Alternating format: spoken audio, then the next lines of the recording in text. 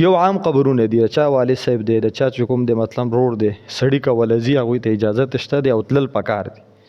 او رسول الله مبارک علت هم ذکر کړی دی، فانها تذکر الاخره، وایي په دې سره آخرت یادېږي، مقبرې له ځئ. هسې مقبرې له تله پکار دی چې ستا پکې څوک نه وي، ځکه په دې سره آخرت یادېږي. نو چې څوک دې پکې نو خامخا به ولځي. او د مور او پلار د حقوقو نه یو حق په بچي باندې پس د مرګه دا دی چې ته به وله قبر لځي. دا د مور او پلار د حقوقو نه دی. دویم حق دا دی چې چا سره تعلق و د هغوی سره به خپل تعلق پالي.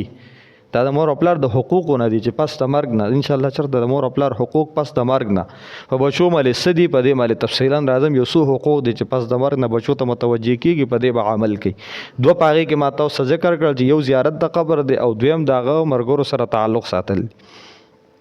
خو مقصد مې دا چې داسې عامو قبرونو ته تلل، اوس چې دا کوم مزارونه پې جوړ دي نو داسې قبرونو ته بیا زنانه څه کوي، سړو دپاره هم تلل ناجایز. ځکه کال ته سړي هم ځي نو د سړي عقیده کې هم بیا فرق راځي، نو هغه هم بیا شرک طرف ته چې کوم د شبه پیدا کېږي نه چې شرک طرف ته بلکې قدم اوچتوي. نو دې وجې نه دا مزارات والا چې کوم قبرونه دي دې قبرونو نه په شریعت کې قطعا منع ده چې دلته به نه ځئ.